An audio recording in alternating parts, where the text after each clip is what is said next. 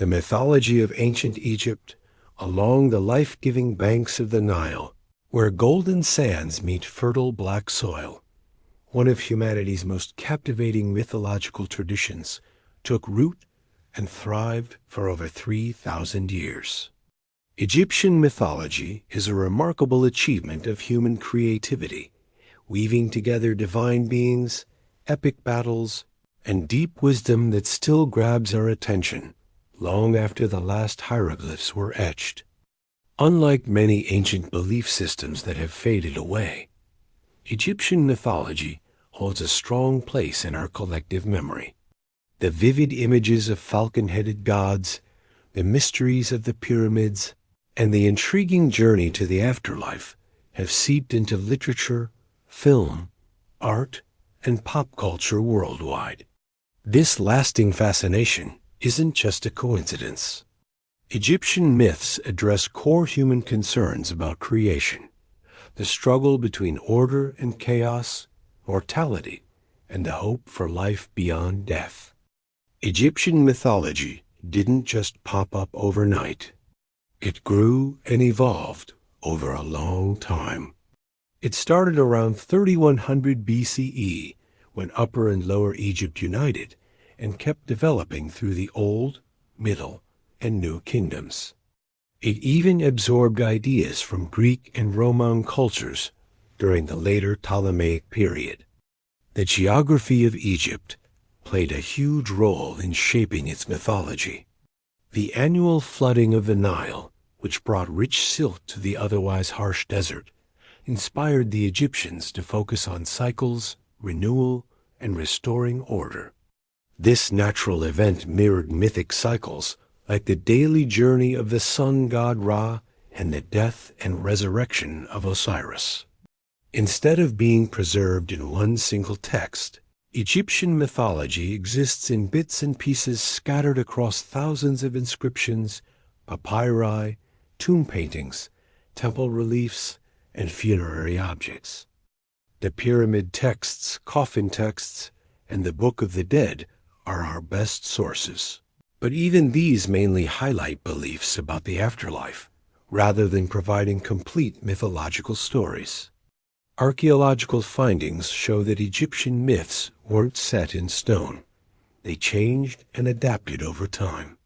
What stayed constant was the Egyptians' dedication to Mat, the core idea of truth, balance, and cosmic order. For ancient Egyptians, mythology wasn't just a bunch of stories. It was a living part of their everyday life. The pharaoh wasn't just a ruler. He was the living embodiment of Horus, keeping cosmic order through rituals. Temples weren't just buildings. They were horizon houses, where heaven met earth, needing precise daily rituals to keep the gods happy, who in turn maintained creation itself. Egyptian mythology explained natural events, justified social hierarchies, offered comfort about death, and set behavioral standards through tales of divine judgment. The creation myths of ancient Egypt, in the beginning, before there were any gods or humans, and even before the earth and sky came into being, there was just none the dark, formless, endless ocean of primordial chaos. From these mysterious waters, everything would eventually emerge. The ancient Egyptians, unlike many other cultures, had several creation stories running side by side, each linked to a powerful cult center. Instead of competing with each other, these myths were viewed as different angles on a mystery too deep for any one story to fully capture. One of the most well-known of these stories comes from Heliopolis, the ancient city of the sun. According to the priests there, the creator god Adam rose from the chaotic waters of Nun through an act of self-creation, sometimes said to happen on the primeval mound.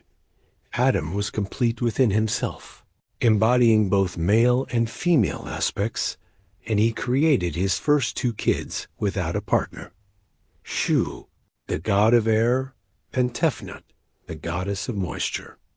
Once they were created, Shu and Tefnut got separated from their dad. Heartbroken, Adam sent out his eye, which later became linked with the goddess Hathor, to find them. When they were joyfully reunited, Adam's tears of happiness fell to earth and turned into the first humans. This sweet story highlights a key Egyptian belief that humanity came from divine essence, not as mere servants to the gods, but as beings connected to them through shared substance. Shu and Tefnut went on to have the next generation of gods, Geb, earth, and Nut, sky. Their father, Shu, then separated them, lifting Nut high to create the vault of heaven while keeping Geb below as the earth. Even though they were forced apart, Geb and Nut still managed to have 5 children: Osiris, Isis, Set, Nephthys, and Horus the Elder. These 5, along with their ancestors, formed the great Ennead of Heliopolis, the 9 main gods who would influence Egyptian religion for ages. In Hermopolis, a totally different creation story emerged, where priests honored the Ogdoad 8 primordial deities that existed before creation itself. These gods Nun and Nunnet, the primordial waters, Amun and Aminet, hiddenness, Hay, and Hawit, infinity, and Kek and Kokit, darkness, were thought to have combined their powers to create the cosmic egg, from which the sun god was born. Meanwhile, in Memphis, another creation theology took shape, focusing on the mental rather than physical creation of the universe. According to Memphite theology, the creator god Ptah brought the world into being through the power of his heart, or mind, and tongue, or speech. By imagining the universe in his mind, and then speaking it into existence, Ptah created not just the physical world, but also abstract concepts, divine principles, and cultural institutions. This idea of creation through divine speech foreshadows the Logos concept found in later Judeo-Christian thought, showing just how deep Egyptian theology really is. The gods and goddesses of ancient Egypt. From the primordial waters and divine acts of creation emerged a pantheon of deities more diverse and numerous than almost any other ancient civilization. At the heart of this divine assembly was Ra, the sun god, whose daily journey across the sky in his solar bark represented the most visible and vital cosmic pattern. Depicted with a falcon's head crowned by the solar disk, Re embodied light, warmth, and life-giving energy. Each morning, Re would be born anew in the east as Khepri, the scarab-headed god of the rising sun. By midday, he reached the peak of his power as Ra, and in the evening he transformed into Adam, the setting sun, gearing up for his nighttime journey through the underworld. This cycle of rebirth made Re the ultimate symbol of eternal renewal. No deity better embodied this principle of renewal than Osiris, the lord of the underworld and judge of the dead. Originally a god of fertility, Osiris gained cosmic significance through his death and resurrection. After being murdered by his jealous brother Set, the god of chaos and desert storms, Osiris became the first mummy and a model for all who hoped to conquer death. His green skin in Egyptian art symbolized growth and rebirth, while his distinctive crown represented his royal authority over the realm of the dead. No story of Osiris is complete without mentioning his devoted wife, Isis, perhaps Egypt's most versatile and influential goddess. Known for her magical powers and sharp intellect, Isis pieced together her husband's dismembered body, conceived their son Horus posthumously, and protected him through a perilous childhood. Her determination and cleverness made her the ideal wife and mother, while her magical skills gave her power over healing and protection. Their divine child, Horus, represented legitimacy and rightful succession. Typically portrayed with a falcon's head, Horus fought a cosmic battle with his uncle Set that lasted 80 years. This struggle between order and chaos, fertility and barrenness, ended with Horus's victory and coronation, setting the stage for all earthly succession. Every living pharaoh was seen as the embodiment of Horus, while each deceased king became one with Osiris. Set, often misunderstood as a mere villain, played a more intricate role in Egyptian religion. As the god of deserts, storms, disorder, and foreign lands, Set represented necessary but dangerous forces. He defended Ra's solar boat against the serpent of chaos, Apep, showing that even destructive power could serve a higher purpose. Among the most visually striking Egyptian deities was Anubis, the jackal-headed god of mummification and protector of tombs. His connection to jackals, which roamed cemeteries in ancient times, transformed a feared scavenger into a divine guardian. Anubis guided the deceased through their afterlife journey and performed the essential task of weighing the heart of the deceased against the feather of Mat. The ibis-headed Thoth was Egypt's god of wisdom, writing, and magic. As a scribe of the gods, he recorded the judgment of the dead, invented hieroglyphics, and wrote mystical texts. Thoth often resolved divine conflicts through his words, instead of weapons, showcasing the power of knowledge over brute force. Few goddesses inspired more mixed feelings than Hathor, the deity of love, beauty, music, and joy, who could turn into the fierce lioness Sekhmet when provoked. This dual nature made Hathor a powerful reminder that creative and destructive forces often spring from the same divine source. Balancing Hathor's passionate intensity was Mat, the goddess who personified cosmic order, truth, and justice. She represented a principle so fundamental that all creation depended on it. Pharaohs claimed to rule according to Mat, and the deceased hoped their hearts would balance against her feather in the judgment hall. Without Mate, the Egyptians believed the cosmos would dissolve back into primordial chaos.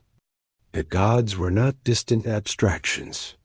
They existed in a complex divine society that mirrored and transcended human experience. Through myth, ritual, art, and architecture, the Egyptians developed a deep relationship with these divine powers, seeing in them both the patterns of natural forces and models for human potential. The Osiris myth cycle. When it comes to Egyptian mythology, the story of Osiris stands out as one of the most important. It's a gripping tale filled with betrayal, love, revenge, and rebirth that really shaped how the Egyptians viewed kingship, the afterlife, and the universe itself. This saga kicks off in the ancient days of Egypt, back when gods roamed the earth as rulers. Osiris, the son of Geb and Nut, became the first king of Egypt. He was a true cultural hero who taught people about farming, set up religious practices, and laid down the law. Under his kind leadership, Egypt enjoyed a golden age.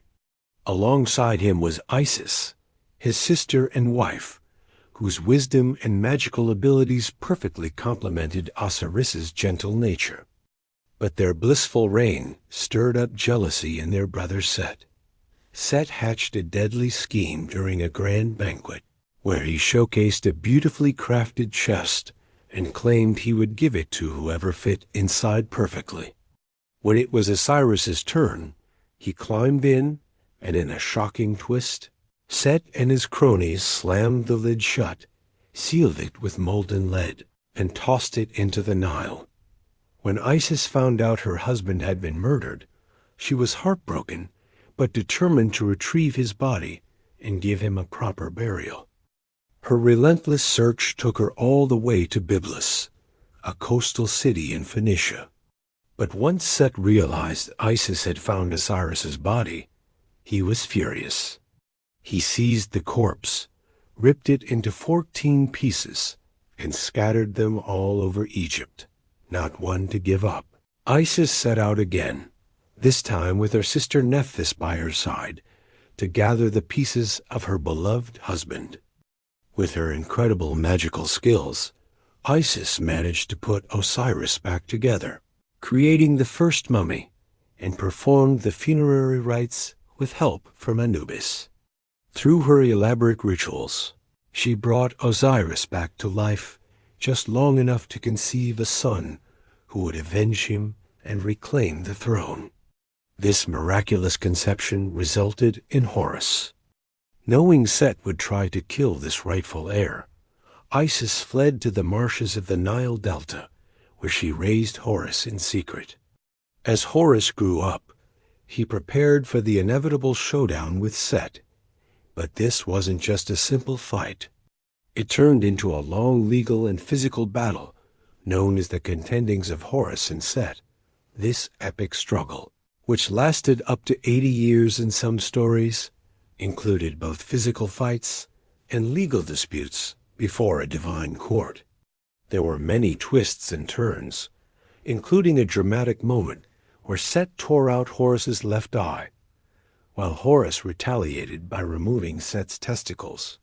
Thankfully, Thoth magically restored Horus's eye, which became known as the Wejed Eye, a powerful symbol of healing and protection. In the end, the divine court ruled in favor of Horus. He took the throne of Egypt, while Set was either banished to the desert or reconciled and given control over foreign lands. This outcome set the stage for Egyptian kingship. Every living pharaoh was seen as the embodiment of Horus, while each deceased king became identified with Osiris. The solar cycle and Re's journey. While the Osiris myth dives into the mysteries of death and renewal, another key player in Egyptian cosmology is Ra's daily journey, a cosmic drama unfolding in the sky that really showcases divine order. For the ancient Egyptians, the sun wasn't just some big ball of fire. It was a living god whose movements shaped time, sustained life, and illustrated the eternal cycle of existence. Every morning, as the eastern horizon lit up, the Egyptians got to witness the birth of Khepri, the scarab-headed symbol of the morning sun. Just like the sacred dung beetle that rolls balls of dung with its eggs inside, Khepri was thought to roll the solar disk across the sky. As the sun climbed higher, Khepri morphed into Ra, the powerful ruler of the daytime sky. From his solar boat, called the Manjet, Ra kept an eye on his creation, showering warmth and light and making life possible. By the afternoon, Ra started to age, transforming into Adam, the setting sun, who began his descent toward the western horizon. This daily cycle served as a constant reminder of mortality, reinforcing the Egyptians' focus on life cycles and regeneration. But for them, sunset didn't mean the sun god was done for. Instead, it kicked off his most dangerous and important journey. As darkness fell, Ra hopped onto a second boat, the Mezektet, to navigate the treacherous underworld known as the Duat. This nighttime voyage, detailed in texts like the Amduat and the Book of Gates, represented both the sun's hidden path beneath the earth and the human soul's journey after death. The most intense moment of this nightly adventure happened in the dead of night when Ra faced off against Apep, a massive serpent symbolizing chaos and nothingness. Every night, Apep tried to stop Ra by swallowing the sun. This epic battle symbolized the fundamental struggle of existence against chaos. To tackle Apep, Ra had his divine pals by his side, especially Set, whose wild but powerful nature made him the perfect match for the chaos serpent. Armed with spears and knives, the gods fought Apep, tearing him apart. But like chaos itself, Apep could never be fully defeated. He came back every night for the fight to start all over again. After this thrilling showdown, Ra began to rejuvenate. By the 12th hour, he transformed back into Khepri, ready to be reborn into the daylight. This rebirth was sometimes shown as emerging from Nut, the sky goddess, who had swallowed the sun at dusk and birthed it again at dawn. The solar cycle was crucial in shaping how the Egyptians understood time. Unlike a straight line, the sun's daily journey illustrated cyclical time and endless repetition, with a chance for renewal. The concept of Mat. At the heart of all Egyptian mythology and religious practices lies a concept so vital that the Egyptians believed the universe would literally fall apart without it. This concept is Mat, which stands for truth, justice, harmony, balance, order, and righteousness all at once. It's not just some abstract idea. Mat represents the cosmic order that was set in place at creation and serves as the moral backbone of Egyptian society. Plus, Mat is personified as a goddess who embodies these qualities, making her central to understanding Egyptian thought. When the creator god first shaped the universe from chaos, his biggest achievement was bringing order the way everything was meant to be. The separation of earth from sky, the regular movements of celestial bodies, and the annual flooding of the Nile all showcased Nut in action. The universe thrived on balanced opposites day and night, life and death, growth and decay. Instead of seeing these as conflicting forces, the Egyptians viewed them as complementary parts of a harmonious whole. As a goddess, Mat is depicted as a woman wearing an ostrich feather on her head. Unlike other gods who played major roles in dramatic myths, she wasn't often an active character in Egyptian stories. Her power didn't come from flashy miracles, but from her constant influence as the foundation of existence. On a cosmic scale, Mat stood in eternal opposition to Isfet, which represented chaos, falsehood, and disorder. Each sunrise was a win for Mat, and every proper offering and ritual helped keep the cosmic balance in check. On the flip side, every lie, selfish act, and disruption of harmony only fed the forces of Isfet and threatened creation itself. This cosmic battle played out in Egyptian royal ideology. The pharaoh was seen as the main agent of Mat on earth, tasked with keeping divine order in the human realm. In temple scenes, pharaohs were often shown offering a small figure of the goddess to the gods, symbolizing the king's role in upholding cosmic order. For everyday Egyptians, living according to Mat meant nurturing harmonious relationships, being truthful, and fulfilling their societal roles with integrity.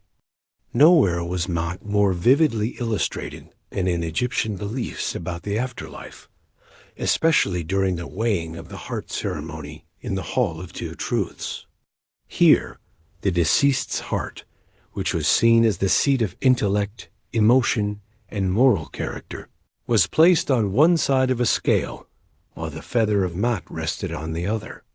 If the heart balanced perfectly with the feather, the deceased was deemed true of voice and granted entry into the eternal paradise known as the Field of Reeds. However, if the heart was heavier than the feather, weighed down by sins against cosmic order, it would be devoured by the fearsome monster Ammit, the devourer of hearts, leading to a second permanent death. This judgment scene, depicted in countless versions of the Book of the Dead, powerfully illustrated how the idea of universal balance tied cosmic order to individual moral responsibility. The Egyptians knew that no one could perfectly embody Mat all the time. What truly mattered was the overall weight of one's life. Afterlife beliefs. No civilization in history poured more heart, creativity, and thought into preparing for the afterlife than ancient Egypt. Their focus on what comes next wasn't about being morbid. It was a powerful celebration of life, so deep that they just couldn't accept its end. Egyptians had a unique view of the afterlife that changed over time, but some core beliefs stayed the same. They saw humans as a mix of different parts. The physical body, the K, which is like your life force, and the Ba, your mobile personality. The Ka needed food and offerings even after death, which is why tombs were filled with goodies. The Ba, often shown as a bird with a human head, could zip between worlds after someone passed away. When these elements came together in the afterlife, they formed the Ak, a powerful spirit that could hang out with the gods and stars.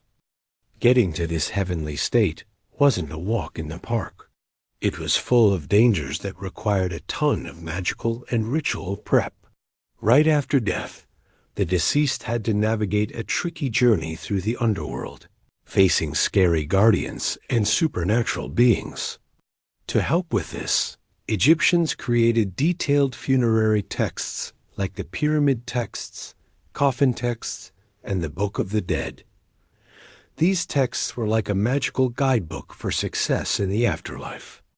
The biggest test came in the Hall of Two Truths, where the deceased faced judgment from Osiris and 42 divine assessors. This was where the heart was weighed against a feather in a ceremony that determined their fate. If they passed, they had some pretty cool afterlife options. The field of reeds was like a perfect version of Egyptian farming life, where they could enjoy endless crops. For the luckiest ones, joining Ra on his solar boat meant being part of the eternal cosmic cycle. To make all this possible, Egyptians mastered mummification, the most advanced preservation technique of its time. This intricate 70-day process involved removing organs, drying the body with natron salt, applying resin, and wrapping it in linen. The preserved body served as a home for the Ba to return to each night and eventually reunite with the other spiritual parts. The effort and resources put into tombs, even by regular folks, show just how important these afterlife beliefs were to their culture. Tombs were like houses of eternity, filled with everything needed for a comfy afterlife. Legendary rulers and divine kingship. Long before the mortal pharaohs took charge of the Nile Valley, the Egyptians believed their land was directly ruled by the gods. This mythical time, known as Zep-Tepi, or the first time, set the stage for all future kingship and laid the groundwork for Egyptian political beliefs. The divine reign kicked off with the creator deity, whether you call him Adam, Ra, or Ptah. Ra's reign was like a golden age, filled with perfect harmony. But after getting fed up with human ingratitude, he decided to step back from direct rule and ascended to the heavens. Before he left, he handed kingship over to Osiris. Osiris's reign was another golden age, where this kind deity taught people the arts of civilization.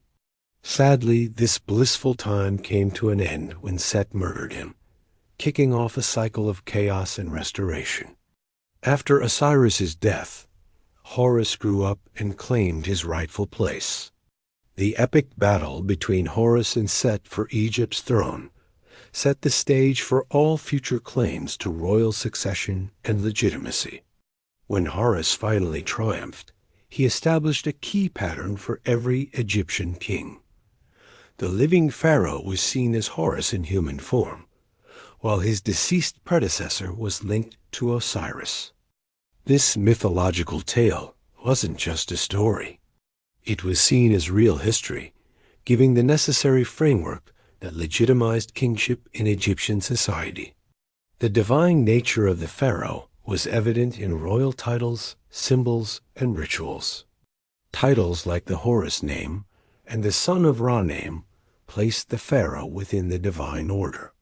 The royal regalia showed off the pharaoh's divine status. The crook and flail connected him to Osiris, while the Urias serpent on his crown symbolized Rea's fiery eye that defeated enemies. When a new king was crowned, he went through rituals that transformed him from a regular person into a divine being. The key ceremony was the Transfiguration ritual, where the mortal became fully one with Horus. Throughout his reign, the pharaoh performed crucial rituals for cosmic balance, including the daily temple rituals, which he carried out himself in the main temples. This wasn't just ceremony. It was essential cosmic work that kept creation stable. For everyday Egyptians, the pharaoh's divine status didn't mean he was free from criticism or had unlimited power. The idea of Mat set ethical limits on royal authority. A true divine king was expected to rule fairly, uphold Ma'at, protect Egypt from chaos, and bring about prosperity and safety. If a pharaoh fell short, it was seen as a failure of his cosmic duty. Monsters and supernatural beings. Beyond the majestic gods and goddesses ruling Egyptian religious life, there was a shadowy realm filled with fierce monsters and supernatural beings. These creatures played important roles in Egyptian mythology, representing forces that either threatened cosmic order or, oddly enough, helped maintain it. The most fearsome of these entities was Apep, the giant serpent symbolizing chaos and non-existence. Apep was the force that tried to pull everything back into a state of chaos. Every night, he attacked Ra's solar boat, attempting to swallow the sun and snuff out its life-giving light for good. What made Apep especially terrifying was his immortality. He couldn't be permanently destroyed, only temporarily beaten. Each night, the serpent was speared, sliced apart, or burned, only to come back stronger for the next round. Egyptians performed ritual execrations against Apep, symbolically destroying his image by stabbing wax figures or burning papyrus with his name on it. While Apep threatened cosmic existence, Ammit, the devourer of hearts, posed a danger to individual immortality. This composite monster, with a crocodile's head, a lion's front body, and a hippopotamus's back, waited beside the scales of judgment in the Hall of Two Truths. She eagerly consumed hearts that didn't pass the test against Mat's feather, leading to a second permanent death. Then there were the 7 scorpions that accompanied Isis during her escape with baby Horus. These magical arachnids protected the goddess, but their venomous nature made them a risk for innocent bystanders. The Bennu bird, a self-created being tied to the rising sun and renewal, represented positive transformation. Egyptian households also dealt with countless invisible entities needing magical management. Protective figures like the quirky dwarf god Bes scared away harmful spirits targeting sleeping people, especially pregnant women and infants. Even more alarming were the wandering dead, who didn't achieve proper afterlife status and could bring illness, nightmares, and bad luck. Myths of transformation and magic. In the ever-changing world of ancient Egypt, everything was fluid.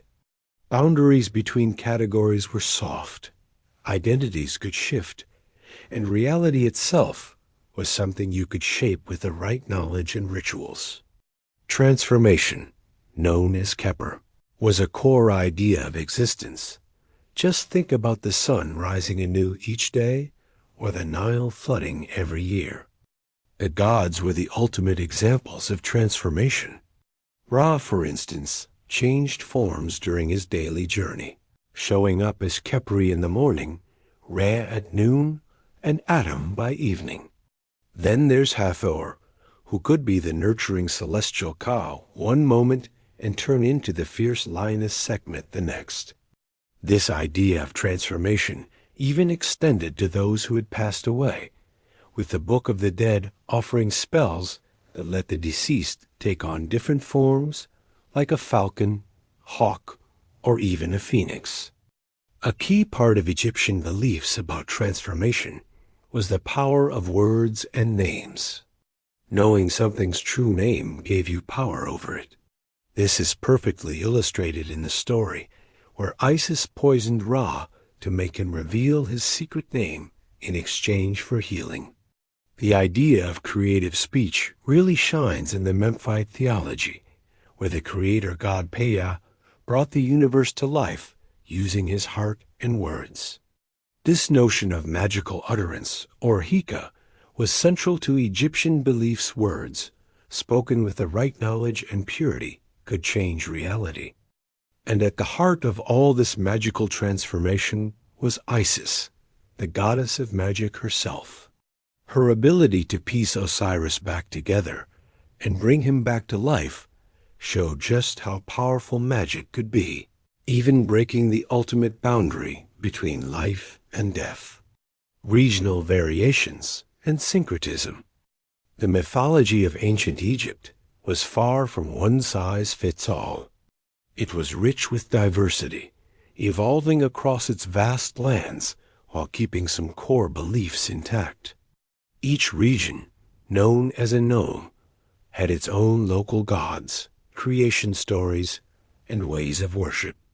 Instead of pushing these local traditions aside, the unified Egyptian state welcomed them into a broader religious framework. One of the biggest divides in Egyptian religion was between Upper and Lower Egypt. In the lush Nile Delta of Lower Egypt, goddesses linked to moisture and fertility were all the rage. Meanwhile, in Upper Egypt, where the Nile Valley stood out against the arid deserts, solar worship took center stage. Even within these larger areas, individual cities had their own unique theological flavors. These regional differences sometimes led to theological clashes, but Egyptian priests had clever ways to smooth things over. A key method was syncretism, where gods with similar roles were blended into new forms, like Amun from Thebes and Ra from Heliopolis, becoming Amun-Ra. Another tactic was familial incorporation, where local deities were described as relatives of the big-name gods. Egyptian mythology also absorbed influences from foreign religions, especially in border areas. Deities from Canaan, like Baal and Astarte, found their way into Egyptian worship. Even the Nubian god Dedin was reimagined as a part of Horus. This blending of beliefs allowed Egyptian religion to stay unique while welcoming new ideas. The decline of Egyptian mythology didn't happen overnight. It was more of a slow fade over centuries. During the late period, traditional beliefs got a boost as they faced outside threats. Then came the Ptolemaic period, where Greek rulers mixed things up by adopting some Egyptian religious practices while also bringing in their own Hellenic culture. This created a unique blend, with traditional Egyptian cults coexisting alongside new hybrid gods like Serapis. When the Romans took over, they kept this trend of respecting local religions. Egyptian cults, especially the one dedicated to Isis, spread throughout the Roman Empire. But the real game changer for traditional Egyptian beliefs was the rise of Christianity. This new monotheistic faith pushed back against the old ways, rejecting the worship of multiple gods and turning its back on those iconic animal-headed deities. As Christianity gained traction, especially with imperial backing, traditional Egyptian religion faced serious oppression. Temples were either abandoned, turned into churches, or outright destroyed, and the knowledge of these ancient beliefs started to fade away. The last stronghold of traditional Egyptian religion, the temple on Philae Island, closed its doors around 550 CE.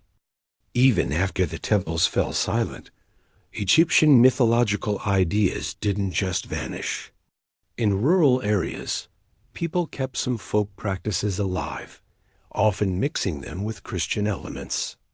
But the real break came when people lost the ability to read hieroglyphics. Without that skill, direct knowledge of Egyptian mythology slipped away, leaving it mostly in the hands of classical writers and later medieval interpretations that often missed the mark. Things started to change in 1798 when Napoleon launched his Egyptian expedition, sparking a renewed interest in authentic Egyptian mythology. This curiosity peaked in 1822 when Jean-François Champollion cracked the code of the Rosetta Stone, opening the door to original Egyptian texts after 15 centuries of silence. As the 19th century rolled on, the translation of hieroglyphics picked up speed, revealing a rich and intricate world of mythology that was way more complex than what classical accounts had suggested. Today, Egyptian mythology is everywhere from museum exhibits to movies, novels, and video games. While these modern takes often simplify or twist the original stories, they keep the core narratives alive. The striking visuals of Egyptian religious imagery make sure it's still recognized, even if the original meanings sometimes get lost along the way. What keeps Egyptian mythology so appealing is its perfect mix of being relatable and mysterious. The vibrant imagery and dramatic tales draw you in right away, while the deeper theological ideas encourage you to explore further. At its heart, Egyptian mythology reflects a deep understanding of life as a dynamic journey rather than a static state. This way of thinking created a mythological system that's super in tune with the natural cycles of growth, decline, and renewal. Far from being just primitive superstition, the mythology of ancient Egypt is a rich symbolic framework that helps us make sense of reality. Even after all these years, it still offers valuable insights, showing how well it connected cosmic ideas with everyday life in a way that mattered to generations of Egyptians. Long ago, in a time filled with heroes, a massive war broke out that would be remembered for ages. The epic clash between the Greeks and Trojans has become legendary, passed down through generations in whispered tales and grand poems. But was Troy even real? Well, the ruins of an ancient city still stand on the western shores of Turkey, its walls once towering and proud, now worn down by time and battles. Inside those walls, over 3,000 years ago, a story unfolded that still captures our imagination today. The tales of gods and warriors, love and revenge, came to us through the songs of ancient poets. The greatest among them was Homer, whose works, the Iliad and the Odyssey, painted vivid images of golden-armored heroes and divine beings shaping the fates of mortals with their whims. Before these stories were written down, they lived in the hearts of bards who sang them by firelight, enchanting audiences with adventures that were both amazing and terrifying. Imagine a world where gods came down from Mount Olympus to mingle with humans. A world where honor was worth more than life itself, where glory in battle was the ultimate goal, and where a single stolen bride could send 1,000 ships sailing across the wine-dark sea. This was the world of the Trojan War. The story is packed with every shade of human emotion, passionate love and bitter hatred, towering pride and deep sorrow, blinding rage and gentle mercy. For 10 long years, the greatest warriors clashed beneath the walls of Troy. There was wise Odysseus with his clever tricks, Achilles whose anger was as famous as his fighting skills, Noble Hector, the defender of his city, and Helen, whose beauty was said to rival the goddesses. Their names echo through time, remembered long after countless kings and kingdoms have faded away. The impact of this war never truly disappeared. The stories born from it have been retold and reimagined countless times, inspiring everything from ancient Greek tragedies to modern films. They raise timeless questions about fate and free will, the steep cost of honor, and what it really means to be a hero. In many ways, the tale of Troy marks the start of Western literature itself. Our tale does not begin with the thunderous clash of bronze weapons or the screams of dying men. Instead, it starts with a celebration, a divine wedding feast that would plant the seeds of conflict and tragedy. The palace of King Peleus gleamed with golden light on his wedding day. The mortal king had won the heart of Thetis, a silver-footed sea nymph of extraordinary beauty. The gods themselves descended from their mountaintop palaces to attend the celebration, bearing gifts and blessings for the unlikely couple. Zeus, Lord of Thunder and King of the gods, reclined at the head, and beside him sat his wife, Hera, Queen of Heaven. All the Olympians had come, all save one. Eris, goddess of discord and strife, had received no invitation. Her heart burned with bitter resentment. If she could not share in the celebration, she would ensure the revelers remembered her nonetheless. As the feast reached its height, a golden apple rolled across the banquet table. The fruit gleamed impossibly bright, catching every eye in the hall. Upon its lustrous skin, 3 words had been inscribed, "For the fairest." The celebration faltered as 3 goddesses rose from their seats, each convinced the apple was meant for her. There was Hera, the proud queen of the gods; Athena, the wise goddess of wisdom and strategic warfare; and Aphrodite, whose beauty was unmatched throughout creation. The dispute quickly grew heated, and the 3 goddesses appealed to Zeus to judge between them. But the king of gods was too wise to make such a dangerous choice. Instead, he appointed a judge from among mortals, a young prince who watched his flocks on the slopes of Mount Ida. This shepherd prince was Paris, son of King Priam of Troy. Raised among shepherds after his mother's premonition led to him being left for dead as an infant. This forgotten prince, handsome and innocent of the world, would make a judgment that would shake the foundations of nations. Hermes, the fleet-footed messenger of the gods, led the 3 rival goddesses to the mountainside where Paris tended his sheep. Each goddess, eager to win the golden apple, offered Paris a gift beyond mortal, imagining if he would choose her. Hera promised to make him a king among kings. Athena offered to make him the wisest of all warriors. Last came Aphrodite, and when she spoke, her voice was like honey. "What use is power or glory," she asked softly, "if your bed remains cold at night?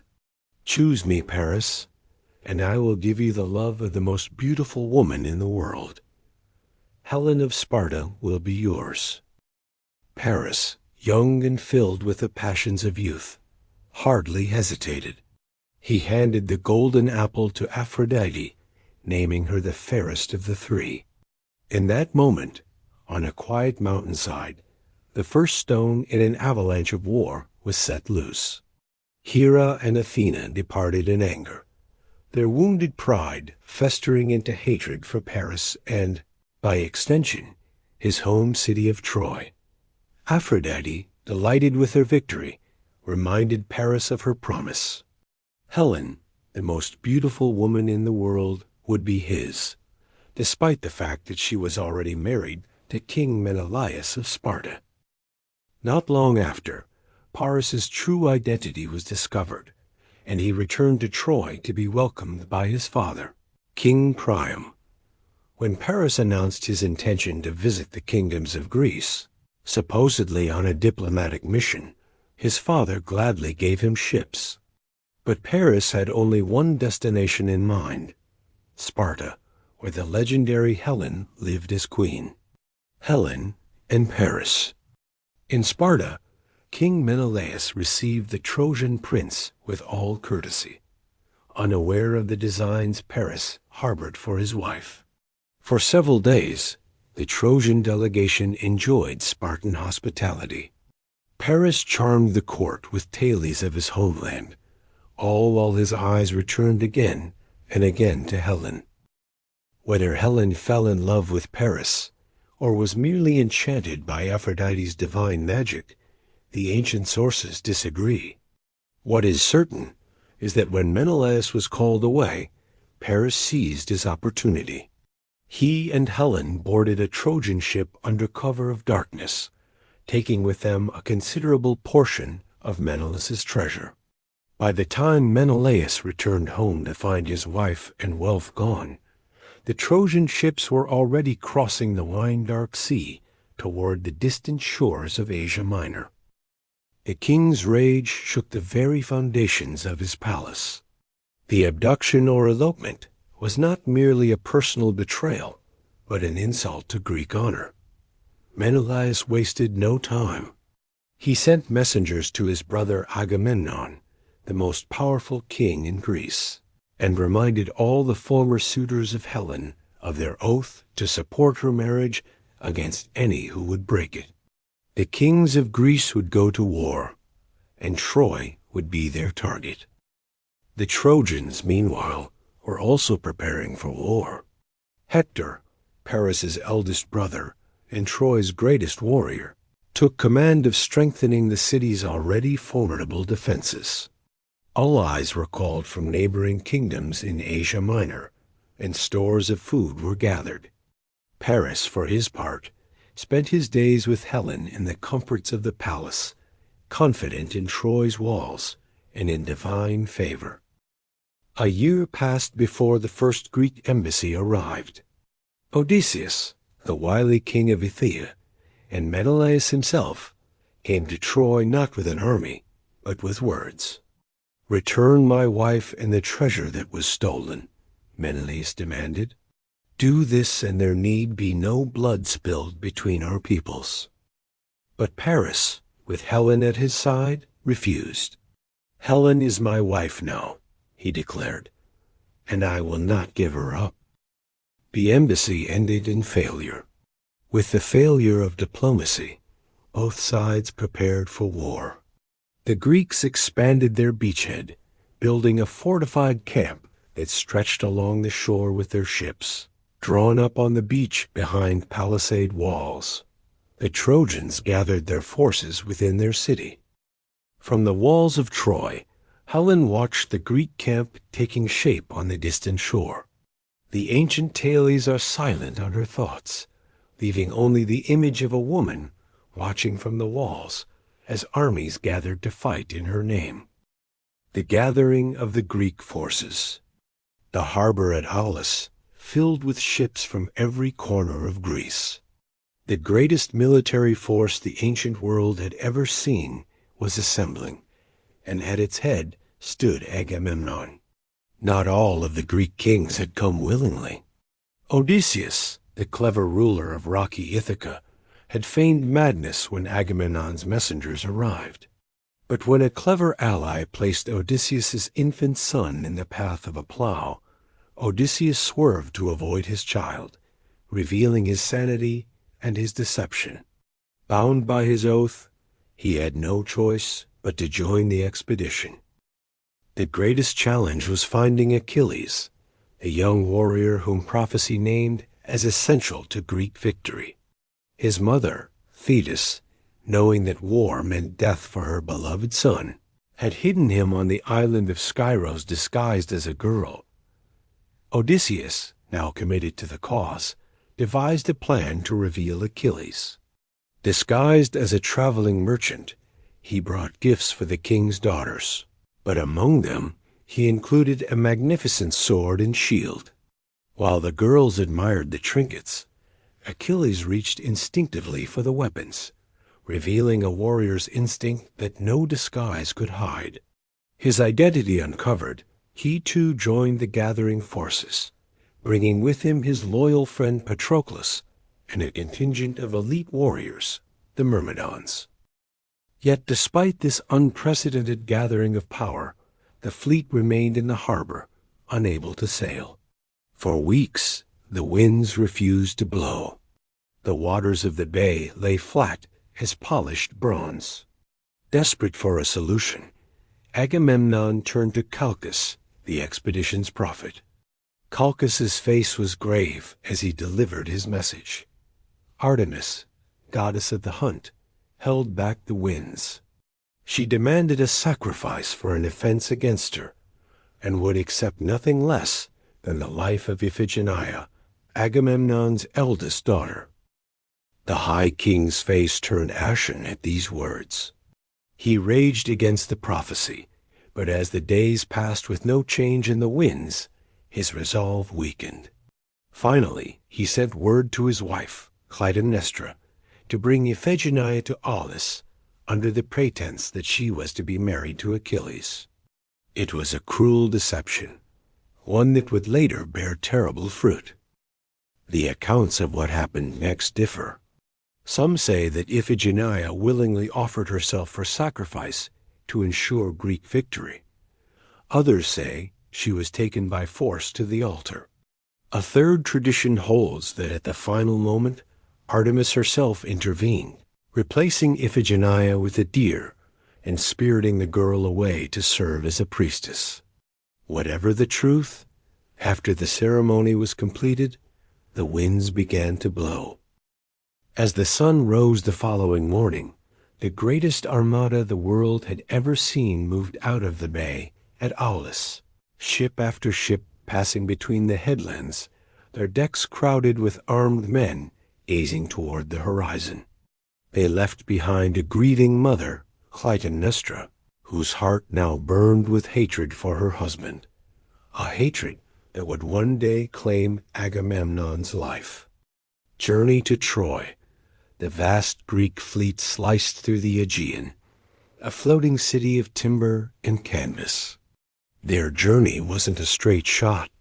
They took a winding route from one island to another. Not every island rolled out the welcome mat. Some, scared of Trojan retaliation, turned them away without supplies. Others, tied to Troy, put up a fight. The first blood of the war wasn't spilled beneath Troy's walls, but on these scattered islands, where the Greeks seized what wasn't freely offered. Achilles really made a name for himself in these early skirmishes. On the island of Tenedos, when local forces ambushed the Greeks, this young warrior led a counterattack that sent the defenders running and captured their main settlement. It was here that he claimed Briseis, a prize that would later spark his withdrawal from the war. The fleet took a break at the sacred island of Lemnos, where Philoctetes, the bearer of Heracles' mighty bow, faced a tough break. He got bitten by a venomous serpent, and the wound turned nasty, creating a stench so foul that his fellow Greeks couldn't stand to be around him. Following Odysseus's advice, Agamemnon made the harsh call to leave Philoctetes behind on Lemnos. This cruel decision would come back to haunt the Greeks when they later had to seek out the man they had cast aside. As they neared Trojan waters, a crucial question loomed. Where should they land?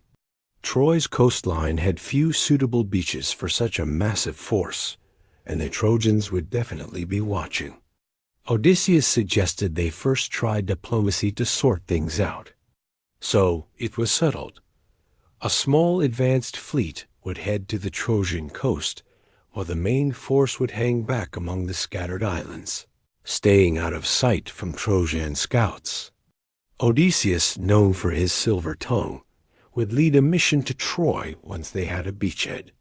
The advanced ships, under Protesilaus's command, approached the Trojan shore at dawn. Trojan archers, hidden among the coastal rocks, kept a watchful eye on the Greek vessels.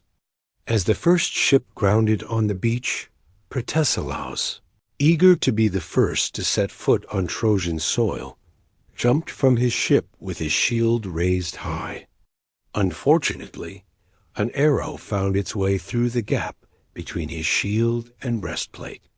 He staggered forward 3 steps onto Trojan land before collapsing. In that moment, he fulfilled an old prophecy. The first Greek to touch Trojan soil would be the first to die. Despite this grim start, the advanced force pressed on, pushing back the Trojan defenders and securing enough beach for the main fleet to land. Word was sent to Agamemnon, and soon the entire Greek armada approached the shore. Odysseus, with Menelaus at his side, stepped up to Troy's mighty gates, carrying olive branches as symbols of peace. In the grand hall of Troy, before the gathered court, Odysseus spoke with the eloquence he was known for. He demanded that Paris return Helen and the stolen treasures, and make fair reparations for breaking sacred hospitality. But Paris, with Helen by his side, spoke with the kind of confidence that only youth can muster. Helen is my wife now, by her own choice, and with the blessing of Aphrodite herself. What kind of Trojan would give up what he loves just because of Greek threats? The embassy ended in failure. With diplomacy out the window, both sides geared up for war. The first major battle was on the horizon. For 9 long years, this scene would play out repeatedly. A cycle of advances and retreats, small victories and defeats, moments of heroism and tragedy. Neither side could gain a clear upper hand. The Greeks, despite their numbers, couldn't break through Troy's formidable walls. The Trojans, even with some wins in the field, couldn't push the invaders back into the sea. As the war dragged on, it spread beyond the plain of Troy itself.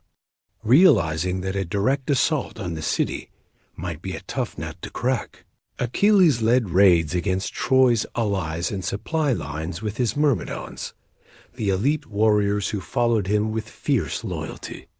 According to Homer, he attacked 12 cities by sea and 11 by land. Each city fell to his wrath, adding to his legendary status and filling the Greek camp with treasure and captives. Meanwhile, Odysseus and Diomedes were busy leading scouting missions and ambushes, using their wits where sheer strength might not cut it.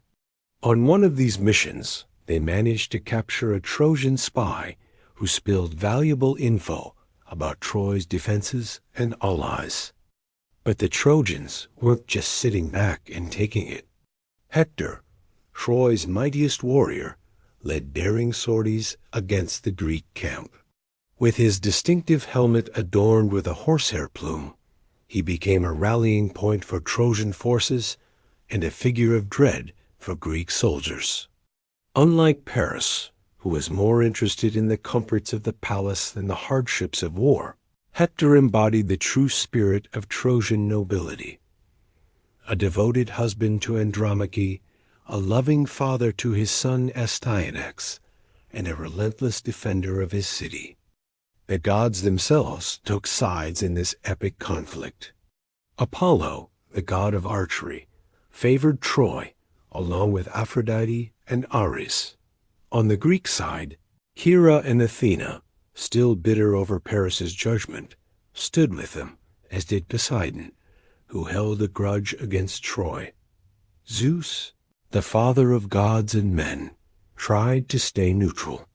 Divine intervention showed up in various ways, from a god deflecting an arrow meant for a favored hero, to the immortals appearing on the battlefield in disguise to shift the tide of battle. Life in the Greek camp settled into a routine over the years.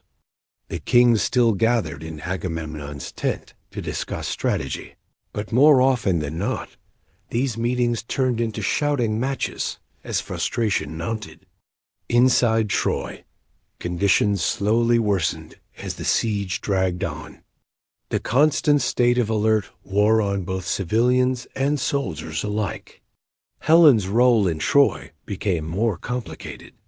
Some Trojans blamed her for their suffering, while others, including the elderly King Priam, treated her with kindness, viewing her as a victim of fate rather than the source of their troubles.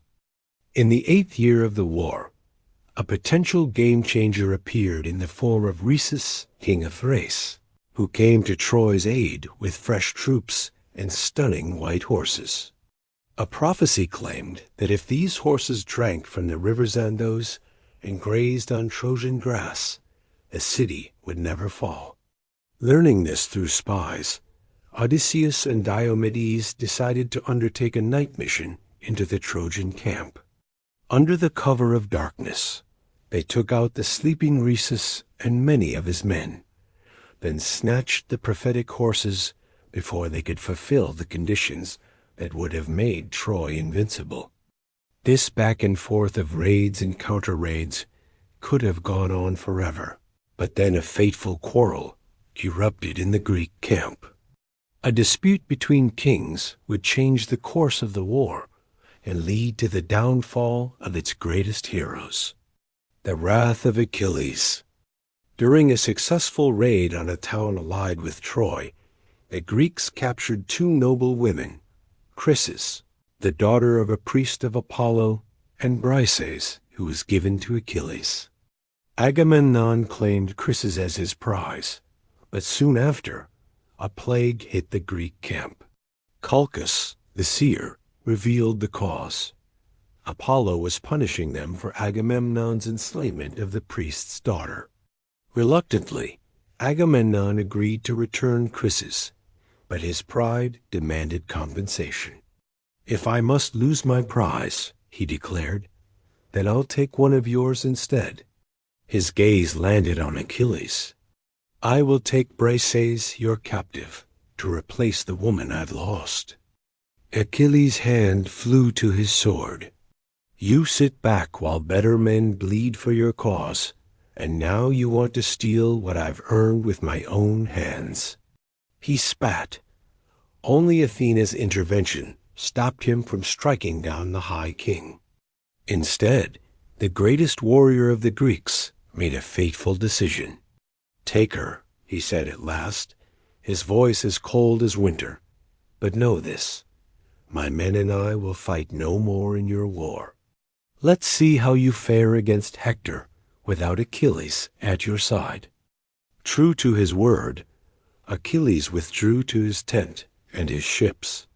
For days he brooded by the shore, watching as the tide of battle turned against the Greeks.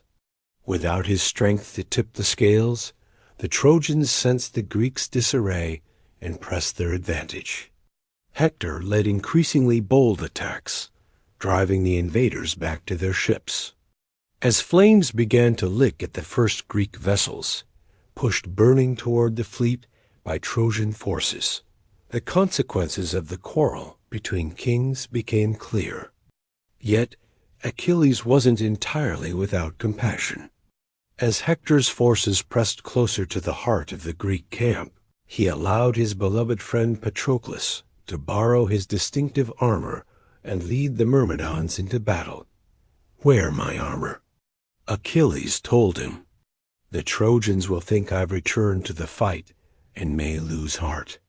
But listen carefully. Push them back from our ships, but go no further. Don't pursue them to the walls of Troy." Patroclus's appearance in Achilles' armor had the desired effect.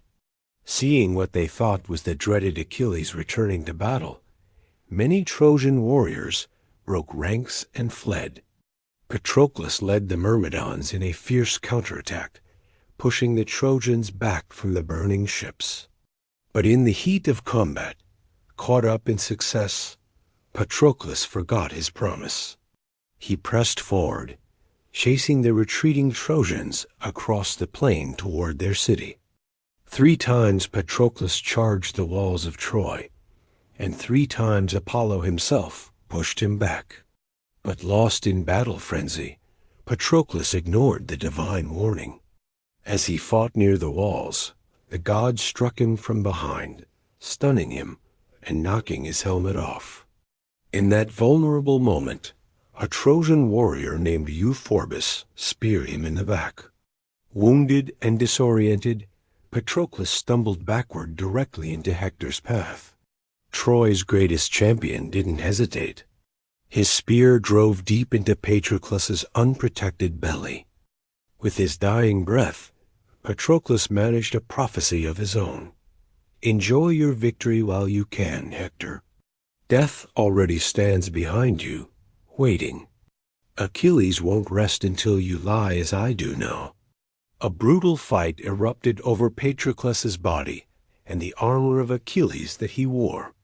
In the end, Menelaus and Ajax managed to carry Patroclus's broken body back to the Greek camp. But Hector retreated to Troy with Achilles' armor as his prize. When word reached Achilles that Patroclus had fallen, his grief knew no bounds. He threw himself to the ground, pouring dust over his head and tearing at his hair. His anguished cries echoed across the camp, chilling the blood of all who heard them. His mother, Thetis, rose from the waves in response to her son's pain. She found him beyond consolation, consumed now by a new kind of wrath. Not the cold anger he had felt against Agamemnon, but a white-hot fury directed at Hector and all of Troy. "I will return to battle," Achilles vowed. "I won't eat or drink until Patroclus is avenged and Hector lies dead by my hand."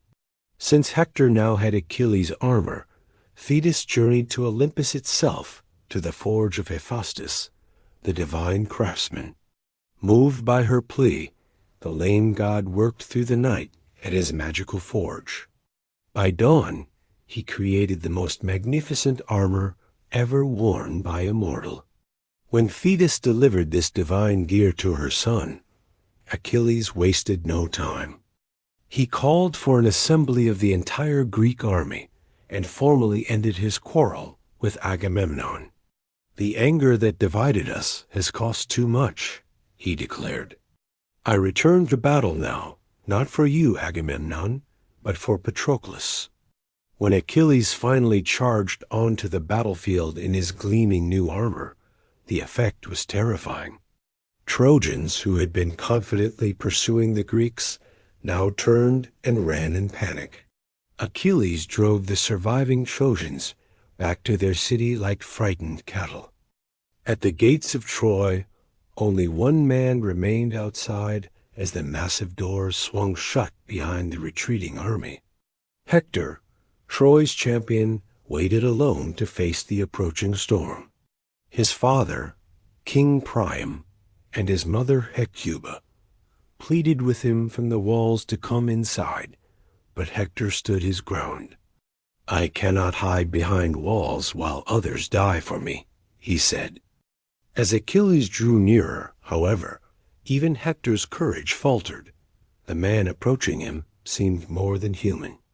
At the last moment, Hector's nerve broke, and he ran. 3 times they circled the walls of Troy, Achilles in pursuit, Hector in flight. The duel between the 2 greatest warriors of their age was brief but terrible. The outcome was never truly in doubt.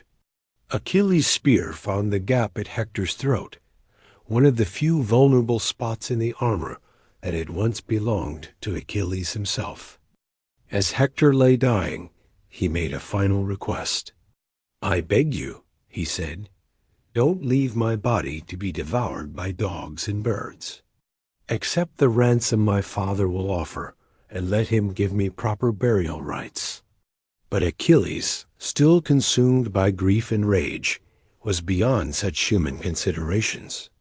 "I wish my fury would drive me to cut your flesh and eat it raw for what you've done.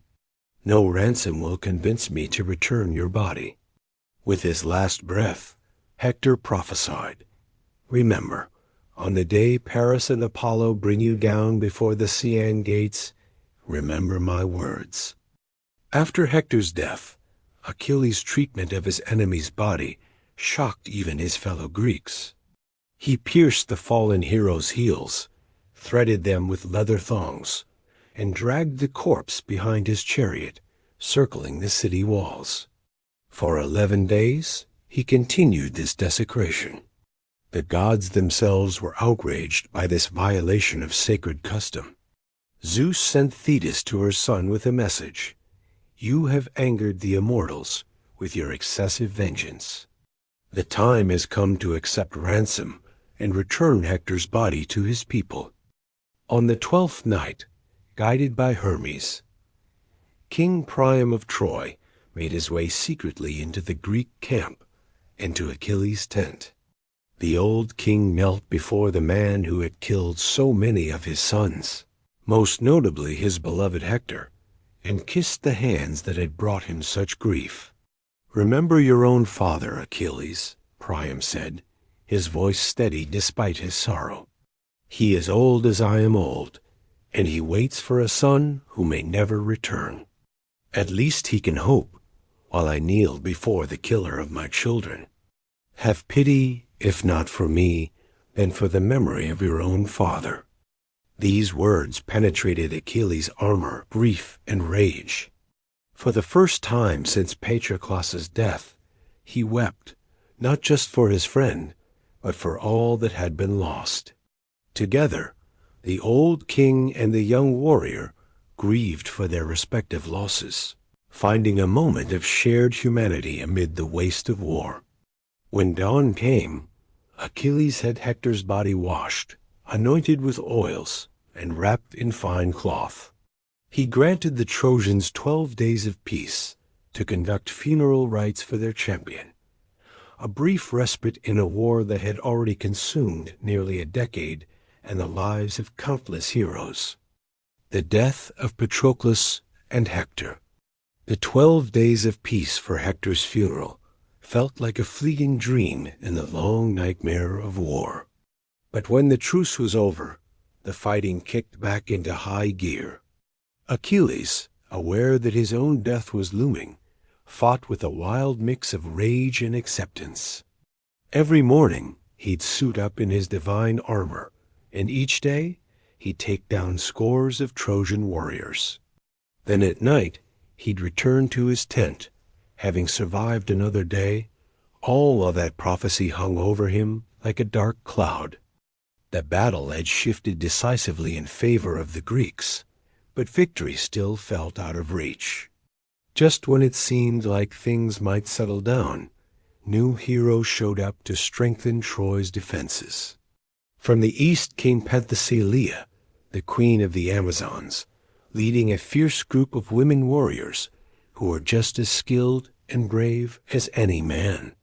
She and her Amazons brought a spark of hope to Troy, but sadly, Achilles ended up killing their queen. Some say that in that tragic moment, Achilles fell for her. Then came another unexpected ally for Troy, Memnon, the king of Ethiopia and son of the dawn goddess Eos. His arrival, with a strong force behind him, shifted the tide of battle once again. Memnon was a formidable warrior, second only to Achilles, and he took down many Greek heroes. Heartbroken over the loss of a dear friend, Achilles sought out Memnon for a duel. Their battle was intense and evenly matched, but in the end, Achilles drove his blade beneath Memnon's breastplate. As Memnon fell, his mother Eos wept tears that became the morning dew. With each victory, Achilles was inching closer to his fated doom. As the Trojans retreated toward their gates after Memnon's defeat, Paris, who had sparked the war, but rarely shone in battle, stood with Apollo at the Cæan gate. As Achilles chased the fleeing Trojans, Paris drew an arrow and shot it, guided by Apollo, to the one vulnerable spot on Achilles' body, his heel, the only part not dipped in the river Styx, when his mother tried to make him immortal. The arrow struck true, piercing the tendon that would forever bear Achilles' name. The great hero stumbled and fell, unable to believe that his end had come not from a worthy opponent in fair combat, but from a distance shot by the very man whose actions had ignited the war. Achilles' death plunged the Greek camp into deep mourning. For 17 days, the funeral games held in his honor paused the fighting. His divine armor became the center of a fierce dispute between Ajax and Odysseus, both of whom had risked their lives to recover his body. When the Greek leaders awarded the armor to Odysseus for his cleverness and strategy, Ajax went mad over the slight to his honor. In his madness, he slaughtered a flock of sheep, thinking they were his fellow Greeks. When he finally came to his senses and realized what he'd done, shame drove him to take his own life. In just a short time, the Greeks had lost their 3 greatest warriors, Patroclus, Achilles, and Ajax. Victory seemed more distant than ever. That's when Odysseus, whose mind had been sharpened by a decade of endless warfare, came up with a plan so bold that it could either lead to Troy's downfall or spell disaster for the Greek forces. "We can't defeat Troy through sheer strength," he told the gathered Greek leaders in Agamemnon's tent. "Their walls are unbeatable, built by the gods themselves. But what if we could trick the Trojans into bringing us inside those walls willingly?" The plan Odysseus laid out that night, involving the famous wooden horse, would go down in history as one of the greatest military deceptions ever. The Trojan horse and fall of Troy. The wooden horse loomed large on the plains outside Troy, a massive and imposing sight. When the Trojan scouts first caught sight of it, they approached with caution, puzzled by this strange object left behind on the otherwise deserted beach. The Greek camps that had once lined the shoreline for a decade were now nowhere to be seen. Word spread quickly through the city. Citizens rushed to the walls, hardly daring to believe that their long nightmare might finally be over. On the beach, the Trojans found it deserted except for one lone Greek soldier tied to a post. His name was Sinon, handpicked by Odysseus for his quick thinking and persuasive skills. He was bruised and bloodied, seemingly left behind in the Greeks' hurried retreat. Sinon spun a tale that was a true masterpiece of deception, playing on the Trojans' pride and their fears about the gods. "The horse is an offering to Athena," he explained. "The Greeks made it so big that you can't bring it through your gates, ensuring it stays outside your walls. There's a prophecy. If you take possession of this offering to Athena, you'll one day invade Greece and destroy our cities. But if you damage the horse, Athena's wrath will come crashing down on Troy." The Trojans were left debating what to do with this strange gift. Some, like Thymoetes, argued for bringing the horse inside as a trophy of their victory. Others, feeling more suspicious, suggested burning it. Laocoon, a priest of Apollo, voiced the strongest objections, shouting, "Have you lost your minds? This is surely a trick. Whatever it is, don't trust it." To drive his point home, Laocoon hurled his spear at the horse's flank. The hollow thud that echoed back should have confirmed his fears, but just then the gods intervened. As Laocoon returned to the shore to sacrifice a bull, 2 enormous serpents emerged from the sea. With terrifying speed, they wrapped themselves around the priest and his 2 young sons. The horrified Trojans watched as the serpents crushed the 3 to death. Stunned, they interpreted this as divine punishment for Laocoon's assault on the horse.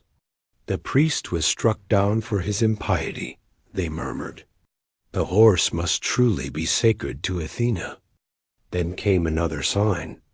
Helen's sister-in-law, Cassandra, blessed with prophetic sight by Apollo, but cursed to never be believed, ran through the streets, screaming that the horse would bring destruction.